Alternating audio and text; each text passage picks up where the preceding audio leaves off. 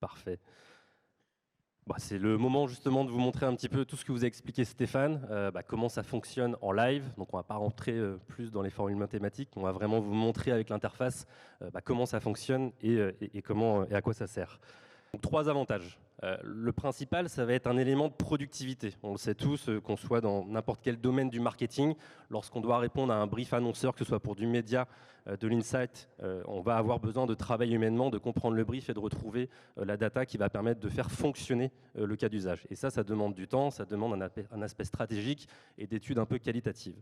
Donc le premier aspect de WebOmind, c'est que vous allez le voir, grâce à l'AI générative, on va gagner du temps, puisque finalement le travail qu'on faisait de manière un petit peu manuelle, avec l'expertise métier qui est toujours tout aussi importante, il va être simplifié parce qu'en quelques clics, vous allez le voir, on va être en capacité de générer du contenu et de comprendre une thématique consommateur dans son ensemble, et ça va permettre de nous libérer du temps derrière en tant que marketeur pour pouvoir se dire qu'est-ce qui matche le mieux finalement à mon brief pour pouvoir l'activer ou encore une fois en générer des analyses.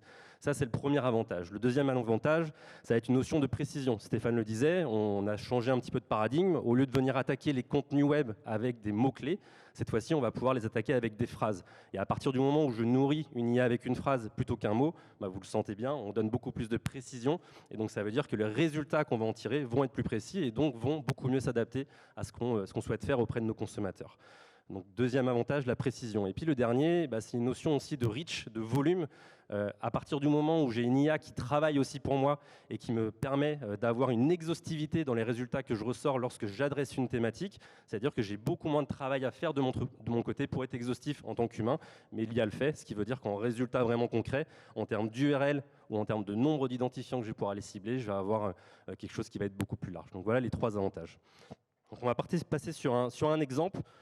On aurait pu en tacler un nombre assez important. On a choisi l'exemple du déménagement. Pourquoi ? Premièrement, pourquoi le déménagement? C'est une thématique qui est assez transverse pour toutes les verticales. Finalement, ça a un impact sur toute notre consommation propre à chacun, que ce soit à partir du moment où je recherche un bien immobilier jusqu'à l'achat de meubles, par exemple. Et c'est aussi un élément qui paraît assez standard pour l'intégralité de l'industrie et finalement qui peut être pris comme quelque chose que l'on connaît très bien et on peut un petit peu délaisser les précisions qu'on peut avoir. Donc là, l'objectif, c'est de vous montrer avec cet exemple de déménagement, essayer de comprendre quels sont les besoins consommateurs et comment l'IA va nous aider justement à venir préciser le brief qu'on veut aller attaquer.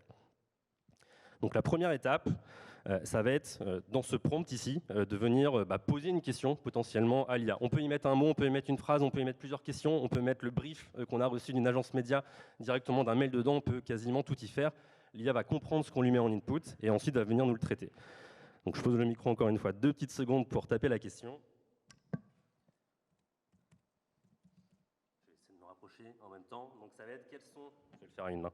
Donc quels sont par exemple, merci beaucoup, quels sont les principaux services ou produits d'ailleurs à envisager lors d'un changement de domicile et rajoutons par exemple par étape. Merci. Vous avez vu, j'ai fait quelques petites coquilles, mais à la limite, on s'en fiche, puisque l'IA va très bien comprendre ce que je suis en train d'écrire, et ça, c'est aussi la beauté de la chose. Donc, ce que je vais lui demander, dans un premier temps, c'est d'utiliser cette fameuse première partie du cerveau que décrivait Stéphane. Cette première partie du cerveau, c'est la générative AI. Et donc, ce que va faire la générative AI, ici, ça va être de nous, vous voyez, c'est en train de tourner, de nous construire finalement notre brief marketing, notre étude marketing. C'est là qu'on va gagner du temps. Il va essayer de nous décrire quand il y a un déménagement, quand il y a un changement de domicile, quels peuvent être les besoins consommateurs que ces consommateurs vont rencontrer, et on va les avoir par étapes. Donc vous le voyez ici, on avait demandé 10 phrases, donc on est bien sur des phrases, et au lieu d'avoir simplement une liste de 10 phrases qu'on va venir lire, l'IA va aussi venir nous les segmenter, et un petit peu par ordre. Donc elle va d'abord nous dire que dans une première étape, on va d'abord rechercher le logement. Et donc dans cette recherche de logement, ce qu'on nous dit, et je le découvre un petit peu aussi en live avec vous, la première étape consiste à définir des critères de recherche pour le nouveau logement, tels que la localisation, la taille, le budget. On va avoir des choses aussi qui se disent de l'utilisation de plateformes en ligne spécialisées. On en a plusieurs en tête, j'imagine, Gyncas, Loger, bien ici, qu'on va utiliser lorsqu'on cherche un nouveau bien, que ce soit pour la location ou pour l'achat derrière. Et donc l'IA va nous dire que c'est une étape importante, en tout cas dans le parcours consommateur lorsqu'on va vouloir changer de domicile. Et puis on va nous dire, au bout d'un moment, il va être aussi assez judicieux de visiter plusieurs biens avant de passer à la location ou à l'achat. Donc ça, c'est la première étape. On va avoir une deuxième étape qui va être autour du déménagement en lui-même. Donc on va nous parler ici de la location d'un camion de déménagement, par exemple, pour embaucher une entreprise spécialisée pour nous aider à le faire. On va avoir tout ce qui est autour de l'achat de fournitures de déménagement, comme les cartons, le papier bulle, le ruban adhésif. Donc on est très exhaustif finalement dans le détail. On vient vraiment dire de quoi on va avoir besoin. On pourrait presque s'en servir nous-mêmes pour préparer notre déménagement. Et puis on va avoir également des services et fournisseurs auxquels il faut penser, comme l'eau, l'électricité et l'Internet. Donc ça veut dire d'ores et déjà, si je suis une marque et que je suis un acteur de la télécommunication ou l'énergétique, je peux me dire que cette phrase elle va être intéressante pour aller chercher justement mes consommateurs derrière quand je vais aller retrouver les contenus web. Ensuite, on va avoir l'étape d'aménagement. Donc ici, on peut avoir l'acquisition de nouveaux meubles. Encore une fois, je me remets dans le contexte d'une marque. Je suis par exemple But ou Conforama, je vends des meubles. Donc cette phrase va être potentiellement une phrase qui va m'aider à identifier derrière les potentiels intentionnistes d'achat de meubles et donc je peux aller communiquer auprès d'eux. Et puis on va avoir comme ça, je ne vais pas vous faire les 10 phrases intégrales, mais on va avoir tout un tas d'informations ici. On parle d'assurance habitation, des systèmes de sécurité et puis des services de post-déménagement, par exemple, comme changer ses adresses auprès du gouvernement ou des banques, etc., etc. Donc d'ores et déjà ici, j'ai l'IA générative qui m'a donné finalement un brief exhaustif de quels sont les besoins consommateurs. Maintenant, j'ai complètement le contrôle. On parle d'IA, on ne laisse pas l'IA faire tout de A à Z, on a le contrôle. Qu'est-ce que ça veut dire le contrôle ? Premièrement, si j'ai envie de changer une phrase et supprimer un mot ou rajouter des mots, je peux le faire comme j'en ai envie. Ça, c'est la première chose. On laisse le contrôle à l'utilisateur. Et puis ensuite, en fonction de l'industrie dans laquelle je travaille, je vais choisir la phrase qui me semble matcher le mieux mon brief. Donc si je pars par exemple je suis sur cette phrase-là, je vais juste bien le réécrire, sur les meubles, je suis But Conforama, je peux me permettre de dire cette phrase-là uniquement pourrait bien décrire la cible, en tout cas le moment consommateur dans lequel j'ai envie de m'adresser à ces consommateurs-là. Je peux sélectionner cette phrase-là. Et deuxième étape, je vais passer sur la deuxième partie du cerveau qui, justement, à partir de cette phrase, donc de la compréhension fine de cette phrase-là, va venir identifier les contenus web qui sont parfaitement en référence. Donc pour ce faire, on va venir attaquer le réseau de pages web Weborama qu'on a en France, donc qui est composé de plusieurs dizaines de millions de pages web. Et puis de manière un petit peu automatique, en appuyant simplement sur ce mot « compute », elle est en train de chercher, parmi l'intégralité des contenus, ces dizaines de millions de contenus, quels sont les contenus qui vont le mieux matcher au potentiel achat de meubles. Et je vais avoir cette fameuse audience contextuelle qui est quasiment instantanément créée.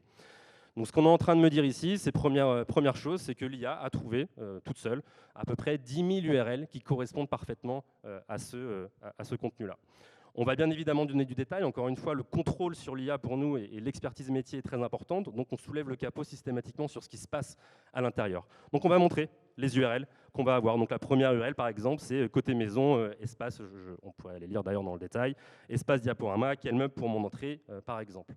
Ce qui est important ici, vous le voyez, on n'est pas sur un nom de domaine. On n'est pas simplement sur côtémaison.fr et basta. On va vraiment dans la granularité de l'URL et c'est extrêmement important. Parce que lorsque vous êtes sur un site web qui peut être généraliste, finalement, le nom de domaine ne va pas être assez précis. Et donc, on a vraiment envie d'aller cibler les URL qui matchent parfaitement le brief que j'ai sélectionné auparavant. Donc ça, c'est la première étape. On va avoir des notions d'affinité, de max score. Donc ça, c'est l'algorithmie que Stéphane présente tout à l'heure qui nous aide à décider est-ce que cette URL elle est vraiment fine ou pas. Et donc sur un score qui va de 0 à 100, on voit qu'on a un score de 75. Et donc c'est une URL qui matche parfaitement nos contenus. On peut montrer quel type de texte était présent dans la page qui nous permet justement à l'IA de venir détecter que cette URL correspond à mon brief. Et enfin, on peut venir aussi sélectionner en fonction de ce score. On a toujours dans le média notamment cet arbitrage entre la précision qu'on a envie d'aller toucher et puis le volume qu'on peut avoir envie d'avoir. Et donc si je souhaite être plus volumique, je peux venir régler ici directement le score et là, instantanément, je passe à une audience contextuelle de 20 000 URL. Une fois que je suis content de ce travail, bien évidemment, je peux faire des allers-retours, je peux venir préciser, je peux venir créer plusieurs audiences, mais une fois que je suis satisfait du travail, j'ai simplement à venir activer mon audience. Cette audience va être populée au jour le jour, donc c'est quelque chose qui est très important. Ça veut dire que les URL qu'on trouve sur Internet bougent au cours du temps. On a des URL qui sont créées tous les jours, et donc ça veut dire que le modèle d'embeddings qui se cache derrière est sauvegardé et va être répliqué sur le réseau de manière journalière. Et donc on va être en capacité de manière automatique de venir récolter ces nouvelles URL et donc d'avoir des audiences qui sont fraîches, ce qui reste extrêmement important pour le média. Donc voici l'exemple WebOmind. On a pris l'exemple du déménagement ici. C'est un exemple encore une fois standard qui mérite d'être précisé. On peut bien évidemment attaquer tout type de sujet et ça va être l'occasion de vous montrer ce qu'on a pu faire pour Your Art, où justement il y avait un enjeu de spécificité et d'audience particulière à venir chercher, ce que Weboman a très bien pu faire. Et donc j'en profite pour passer la main à Margarita, Camille et Laurence.